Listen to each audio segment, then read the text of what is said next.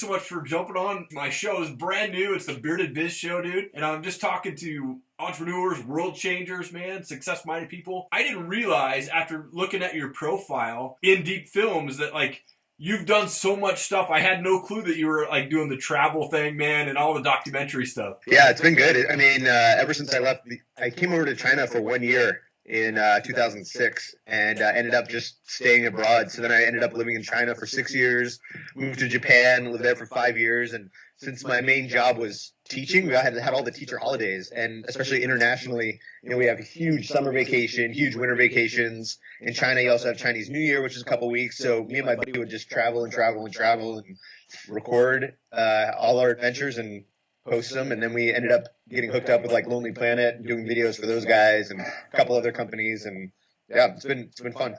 Dude, that is awesome. So take me back a little bit. So you were working in Seattle as a city planner.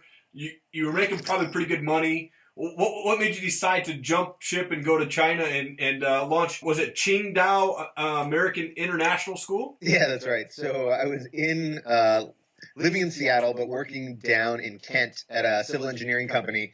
And I was in my cubicle, and my buddy called me up, and he's like, hey, I can't go climb Mount Baker with you in 2 weeks because I'm moving to China to help start an international school. And I was sitting in my cubicle, and I was like, what are you talking about? Like, I want in. I'm in 100%. Ask if they need a science teacher. I have a science background. If they do, like, I'm in 100%. And he wrote back right away. He was like, I'll check.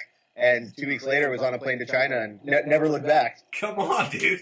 That is awesome, dude. And then was that Dave Kellogg, your buddy that you jumped ship, that you went to the and you guys started In Deep Films. Is that still going? Yeah, I'm just working with them actually every day right now, trying to finish up this Everest documentary. Got 8 episodes coming out, and they're all like made for web episodes, so they're between 6 minutes and 30 minutes each. Yeah. So just really chronicling the climb, and what it starts out with my background, training, and then goes into the climb. Gotcha. And training for you, that was like over a year, I think I read, right? Yeah. So I'm always in shape, but it was actually about 8 months of really hardcore focus. Okay. Eat, breathe, sleep training. Wow. And it's not cheap to do that. Did you get like sponsors or something like that to fund your then? No. Wow. No. Actually, it was as we were doing a lot of the films. When you have films that you're making for other people, there seemed to be like a lot of pressure when we were out there, you know? And it was like, oh, we have to get this shot. Oh, is the film ready? Is this ready? Is this ready?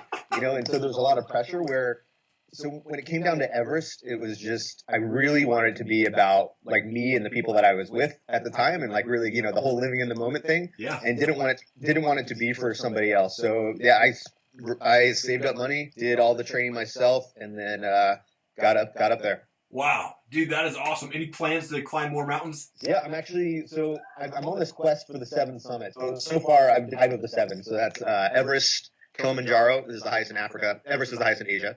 Then there's Aconcagua in South America, which I've climbed. Denali up in Alaska for North America, and Mount Elbrus, which is the highest in Europe. Okay. So I've got 2 left. I've got one in Papua New Guinea, which I'm going to in February, and then Antarctica would be my 7th of the 7 summits. Come on, man.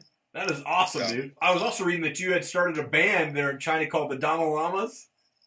The Dama Llamas, yeah, the awesome punk rock band, man. We were really, really, really good. And then I got this incredible job in Japan and had to leave China. Okay. So we split up, but it was amazing because at that time there weren't a lot of rock bands here, especially like kind of punk heavy, fun, lots of drinking at the time. Sure.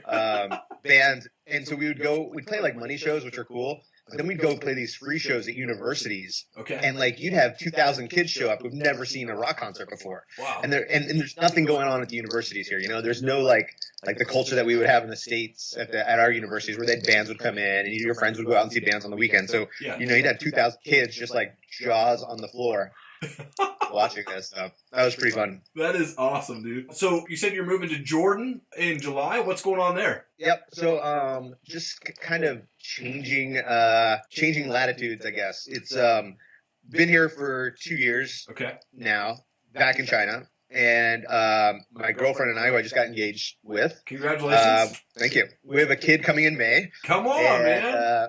Yep. So engagement, kid, and moving to Jordan all in 1 year. And it's another way to kind of redefine myself, I think, and it gives us a chance to start new with, like, here, everybody knows me from Dama Llamas and like the party guy, and I'm really not like that anymore. I'm just either training or doing that stuff, and then this other move I think will be another place to kind of like almost start over as a new person myself. Yeah. So more like really focus on the family stuff, and so yeah. That's awesome. That's fun. So how many countries have you been to? I think 91. Wow, dude, that's awesome. When was the last time that you were back here in the States? I usually go back once a year. Okay. So I was there last summer. Okay. There will be a cool documentary on Everest coming out on Indeep Films. So that one should be out at the end of the month. Ooh, and awesome. It's a really in-depth look at what it took me to climb the north base of Everest. Okay. Awesome, dude. Dude, that's so rad. Man, I'm excited to see you get 7 summits. Yeah, dude. That's awesome. What a freaking accomplishment, man. What's the mindset when you're climbing Mount Everest, especially? Was there ever fear when you're climbing? You're always, I think, for me on Everest, it was only the last night. Okay. The summit night. Because up until that point, you're relatively safe. Okay. But anything that happens on that last night, I mean, you're dealing with danger if anything went wrong. And not only for yourself, but you're also putting other people in danger. Right. So I think I was almost more afraid of that than putting myself in danger. I didn't want to be the one to have to be dragged down the mountain or put other people in danger when I was up there. So I think the mindset as far as the climbing stuff that I do, it's really all happens before you're there. Gotcha. When I look back, the amount of focus I had for that entire year leading up to the climb was absolutely insane. Yeah. I mean, I would be sleeping in an oxygen deprivation tent every single night, which was brutal. I'd wake up, do some Wim Hof breathing, some deep breathing. I'd ride my bike to school in like -4 degrees, cold showers every day. And it was just like the intense focus that I had.